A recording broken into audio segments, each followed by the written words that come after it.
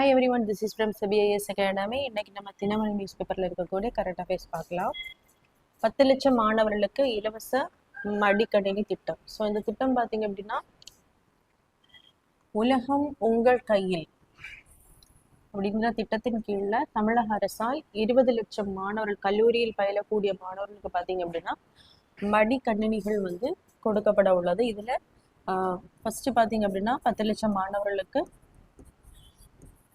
அந்த மடிக்கணினி வழங்கக்கூடிய திட்டத்தை வந்து முதலமைச்சர் ஸ்டாலின் அவர்கள் சென்னையில் வந்து தொடங்கி வச்சிருக்காங்க. ஸோ அங்கேன்னு பார்க்கும்போது சென்னையில் இருக்கக்கூடிய நந்தம்பாக்கத்தில் இருக்கக்கூடிய அந்த வர்த்தக மைய வளாகத்துல தான் உலகம் உங்கள் கையில் அப்படிங்கிற திட்டத்தின் கீழ் கல்லூரி மாணவர்களுக்கான மடிக்கணினி வழங்கும் திட்டம் வந்து தொடங்கப்பட்டுள்ளது. அடுத்ததாக பார்த்தீங்க அப்படின்னா டயோவில் தொடங்கியது Khelo India beach games. So Khelo இந்தியாவின் அந்த 2ஆம் ஆண்டு கடற்கரை விளையாட்டு போட்டிகள் பார்த்தீங்க அப்படின்னா டயூவில் தான் தொடங்கி இருக்கு. டயூன்னு பார்த்தீங்க அப்படின்னா டாமன் அண்ட் டயூவில் இருக்கக்கூடிய அந்த யூனியன் பிரதேசத்தில் இருக்கக்கூடிய டயூவில் தான் இந்த விளையாட்டு போட்டிகள் வந்து ஆரம்பமாயிருக்கு. அடுத்ததாக பார்த்தீங்க அப்படின்னா மாசு கட்டுப்பாட்டு கப்பல் நாட்டிற்கு அர்ப்பணிப்பு. ஸோ இந்தியன் கோஸ்டல் கார்டில் இருக்கக்கூடிய மாசு கட்டுப்பாட்டு கப்பல் பார்த்தீங்க அப்படின்னா சமுத்திர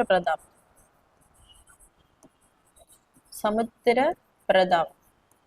ஸோ இந்த கப்பலுடைய பாகம் பார்த்தீங்கன்னா 60% அதிகமாக உள்நாட்டிலே தயாரிக்கப்பட்ட ஒரு கப்பல். ஸோ இதை பார்த்தீங்கன்னா நம்மளுடைய பாதுகாப்புத்துறை அமைச்சர் ராஜ்நாத் சிங் அவர்கள் நாட்டிற்காக அர்ப்பணிச்சிருக்காரு. ஸோ இதனுடைய அந்த ஸ்பெஷாலிட்டிஸ் பார்க்கும்போது 114.5 மீட்டர் நீளம், 4200 டன் எடை, அதே மாதிரி 22 கடல் மைல் வேகம் வந்து பயணிக்கக்கூடியது, 6000 கடல் மைல் எல்லை வரை தொடர்ந்து பயணிக்கக்கூடிய ஒரு ஃபீச்சர் இருக்கும். ஸோ இது எங்கே தயாரிக்கப்பட்டிருக்கு அப்படின்னு பார்க்கும்போது கோவா ஷிப்யார்ட் லிமிடெட்ல தான் இது தயாரிக்கப்பட்டிருக்கு. ஸோ இதனுடைய அந்த ஃபங்க்ஷன்ஸ் பார்க்கும்போது கடல்சார் மாசு கட்டுப்பாட்டு விதிமுறைகளை அமல்படுத்தணும், அதே மாதிரி என்னென்ன சட்டங்கள் அந்த மாசு கட்டுப்பாட்டு இருக்கும் அதை வந்து அமலாக்கம் பண்றது, தேடல் மற்றும் மீட்பு நடவடிக்கைகள் மற்றும் இந்தியாவின் பிரத்யேக அந்த பொருளாதார மண்டலத்தை பாதுகாக்கும். ஸோ இந்தியாவுக்கு பார்த்தீங்க அப்படின்னா exclusive economic zone 200 nautical miles வரைக்கும் ஃபிஷரி பண்ணலாம், ஆயில்ஸ் எடுக்கலாம், கேஸ் எடுக்கலாம். ஸோ அந்த ஜோனையும் பாதுகாக்கக்கூடிய பணியை வந்து இந்த மாசு கட்டுப்பாடு கப்பல் வந்து செய்து கொண்டிருக்கு. அடுத்ததாக பார்த்தீங்க அப்படின்னா ஐநா பெண்கள் அமைப்புடன் தமிழக அரசு ஒப்பந்தம். ஸோ ஐநாவில் இருக்கக்கூடிய பெண்கள் அமைப்பு commission on the status of women, commission on the status of women.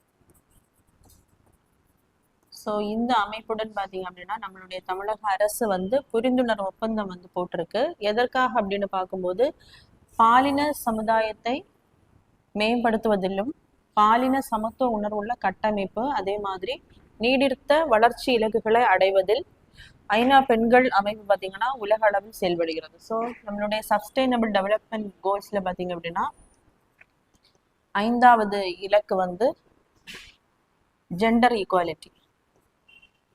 So அதாவது பெண்களுக்கு வந்து என்ன பண்ணணும்னா ஆண்களுக்கு நிகராக வேலை வாய்ப்பு, கல்வி எல்லாமே கொடுக்க வேண்டும். அதுதான் 5வது சஸ்டைனபிள் டெவலப்மெண்ட் கோல்ஸ். ஸோ அந்த இலக்கை அடைவதற்காக ஐநாவினுடைய அந்த பெண்கள் அமைப்பு உலக அளவில் வந்து செயல்படுகிறது.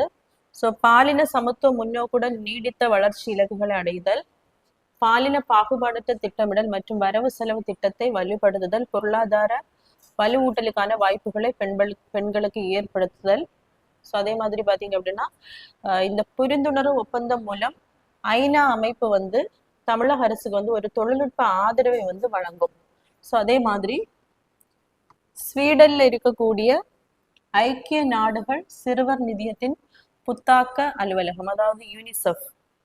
ஸோ இவங்க பார்த்தீங்க அப்படின்னா தமிழகத்தை வந்து தேசிய அளவில் முதல் மாநிலமாக தேர்வு செய்துள்ளது. அதே மாதிரி தமிழ்நாடுல இருக்கக்கூடிய அந்த ஸ்டேட் பிளானிங் கமிஷன் கூட ஒரு 6 months ஒரு முத்தரப்பு ஒப்பந்தத்தை வந்து போட்டிருக்காங்க. ஸோ யாருக்கெல்லாம் நடுவில் அப்படின்னு பார்க்கும்போது ஐக்கிய நாடுகள் சிறுவர் நிதியம், யூனிசெஃப் புத்தாக்க அலுவலகம், அதே மாதிரி பொருளாதாரத்திற்காக யுனைடெட் நேஷன்ல இருக்கக்கூடிய அமைப்பு தான் பொருளாதார ஒத்துழைப்பு மற்றும் மேம்பாட்டுக்கான அமைப்பு. ஸோ இந்த அமைப்புல இருக்கக்கூடிய ஒரு டிபார்ட்மெண்ட் பார்த்தீங்க அப்படின்னா பொதுத்துறை கண்டுபிடிப்புகளின் கண்காணிப்பகம், அதாவது ஸோ கண்காணிப்பகம், அதே மாதிரி தமிழ்நாடு அரசில் இருக்கக்கூடிய அந்த ஸ்டேட் பிளானிங் கமிஷன். ஸோ இவங்க 3 பேரும் இணைந்து தான் ஒரு ஒப்பந்தம் வந்து போட்டிருக்காங்க. ஸோ இதில் பார்த்தீங்க அப்படின்னா எந்த விதங்களில் வந்து முன்னேற்றங்கள் கிடைக்க பெறும் அப்படின்னு பார்க்கும்போது, தமிழக அரசு மற்றும் அரசு சார் நிறுவனங்களில் அந்த புத்தாக்க மேம்பாட்டிற்கான சூழலை ஏற்படுத்தவும், புதுமையான